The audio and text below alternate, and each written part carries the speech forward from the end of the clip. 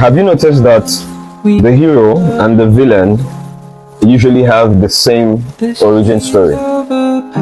It shows you how that two people can have the exact same experience, but then that experience makes one the hero that everyone loves, and then it makes the other person the villain or the bad guy that everyone hates. I have a real life example. I remember when I was in year 1 in school, a particular night I was heading to the chapel to pray, and I met a cultist for the first time in my life.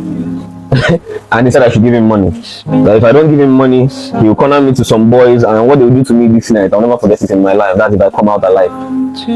And to be very honest, I just told him I don't have any money. My allowance hadn't even been sent, and all I had on me was what I was going to use and feed.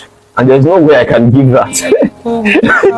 And the guy, was, first of all, he was amazed, at how I spoke. I spoke respectfully, but I was standing my ground. So he asked me another question that led to another question. I think he asked me something about a girl in my class, and then I knew the girl. That's how this started.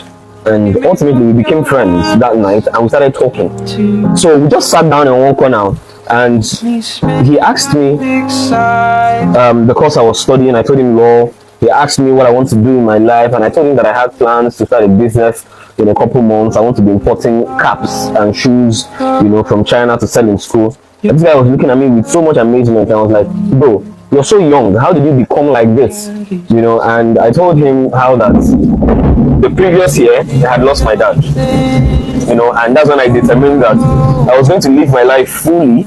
I was not going to have any fear of embarrassment. No fear was going to pin me down, because I had seen firsthand how that this life is short and you have to make the best out of what you have per time. So I now threw the question back at him. How did you become a cultist? How did life hit you so hard that you became like this? And he told me, when I was in SS3, I lost my dad. Just like me, I lost my dad in SS3. He said when he was in SS3, he lost his dad. And because he lost his dad, right, he felt vulnerable. And he felt like he didn't have anybody else in this life, and he needed protection.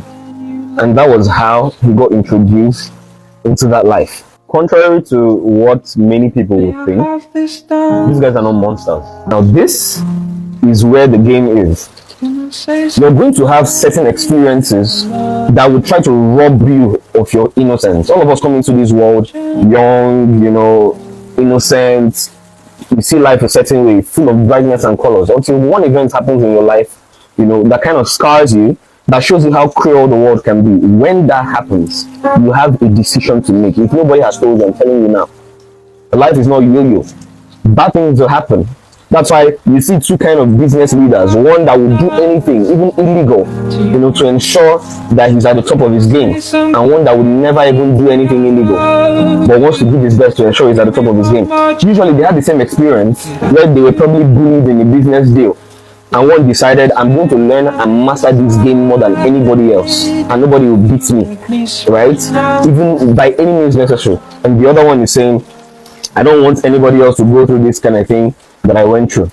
So I have to be determined to learn how to play it so well that I don't have to settle for illegal means. They are playing two different games, but they had the same experience. So my brother, bad things, right? Unexpected turns, twists and turns, they will definitely happen. What you do with those things is your decision. Don't let anybody tell you otherwise, because life is not all rosy.